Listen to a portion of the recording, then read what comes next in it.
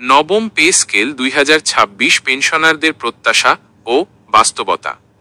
দীর্ঘ অপেক্ষার পর সরকারি চাকরিজীবীদের জন্য নতুন বেতন কাঠামো নবম পে স্কেল 2026 প্রণয়নের প্রক্রিয়া শুরু হয়েছে।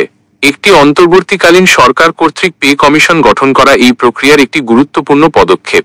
সরকারি কর্মচারী, বিশেষ করে অবসরপ্রাপ্ত পেনশনারদের জন্য এটি একটি আশার আলো, কারণ তারা একটি বৈষম্যহীন এবং স্বচ্ছ বেতন কাঠামোর প্রত্যাশা করছেন, যা তাদের জীবনযাত্রার মান উন্নত করবে।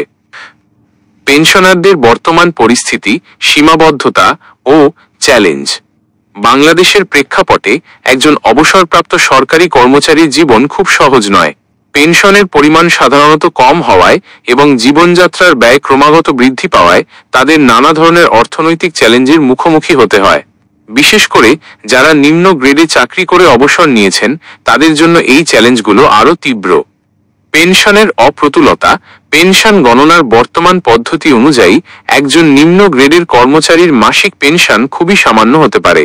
যদিও সরকার সর্বনিম্ন 3000 টাকা পেনশন নিশ্চিত করেছে, তা বর্তমান বাজার মূল্যের তুলনায় যথেষ্ট নয়। এর ফলে অনেক পেনশনারকে সংসার চালাতে হিমশিম খেতে হয়। এককালীন গ্র্যাচুইটির ব্যবহার। অবসরের সময় প্রাপ্ত গ্র্যাচুইটির টাকা সাধারণত সন্তানদের লেখাপড়া, বিয়ে, বাড়ি তৈরি বা ঋণ পরিশোধের মতো বড় খরচে ব্যয় হয়ে যায়। ফলে এই টাকার উপর নির্ভরশীলতা কমে গেলে মাসিক আয়ের উৎস প্রায় থাকে না বললেই চলে। চিকিৎসা ব্যয় বৃদ্ধি। বার্ধক্যের সাথে সাথে স্বাস্থ্য সংক্রান্ত ব্যয় বৃদ্ধি পায়। বর্তমান চিকিৎসা ভাতা, যা 65 বছরের কম বয়সীদের জন্য 1500 টাকা এবং 65 বছরের বেশি বয়সীদের জন্য 2500 টাকা, তা প্রায়শই প্রয়োজনের তুলনায় অপ্রতুল। পেনশনারদের মূল দাবি ও প্রত্যাশা। নতুন পে স্কেল প্রণয়নের সময় পেনশনাররা বেশ কিছু গুরুত্বপূর্ণ দাবি উত্থাপন করেছেন, যা তাদের জীবনযাত্রার মান উন্নত করতে সহায়ক হতে পারে।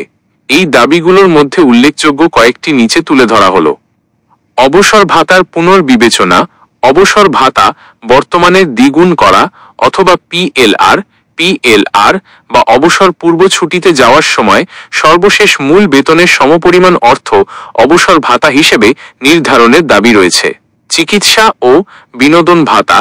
চিকিৎসা ভাতা 60% হারে বৃদ্ধি এবং মাসিক পেনশনের সমপরিমাণ বিনোদন ভাতা প্রবর্তন করার প্রস্তাব করা হয়েছে, যা শারীরিক ও মানসিক সুস্থতার জন্য অত্যন্ত গুরুত্বপূর্ণ। রেশনিং ও পারিবারিক ভাতা। দ্রব্যমূল্যের ঊর্ধ্বগতির সাথে তাল মিলিয়ে 80% হারে রেশনিং ভাতা এবং পেনশনার ও তার স্ত্রীর জন্য, যদি জীবিত থাকেন, 60% হারে পারিবারিক ভাতা নির্ধারণের দাবি জানানো হয়েছে। শিক্ষা সহায়ক ভাতা। পেনশনারদের উচ্চতর শ্রেণীতে অধ্যয়নরত সন্তানদের জন্য প্রতিজনের ন্যূনতম 5000 টাকা শিক্ষা সহায়ক ভাতা প্রদানের দাবি একটি মানবিক দিক তুলে ধরে। সঞ্চয়পত্রে মুনাফার হার বৃদ্ধি। পেনশনার সঞ্চয়পত্রের মুনাফার হার 25-30% পর্যন্ত বৃদ্ধির দাবি জানানো হয়েছে, যা তাদের সঞ্চয়ের মূল্য বাড়াতে সাহায্য করবে। একটি ন্যায়সঙ্গত বেতন কাঠামোর প্রয়োজনীয়তা। একটি ন্যায়সঙ্গত ও সচ্ছল বেতন কাঠামো শুধুমাত্র কর্মরত কর্মচারীদের জন্যই গুরুত্বপূর্ণ নয়, বরং এটি তাদের অবসর জীবনের জন্য একটি সুরক্ষিত ভবিষ্যৎ নিশ্চিত করে। একটি বৈষম্যহীন বেতন ব্যবস্থা দুর্নীতিমুক্ত কর্মপরিবেশ তৈরিতে এবং কর্মচারীদের শতভাগ জবাবদিহিতা নিশ্চিত করতে সহায়ক হতে পারে।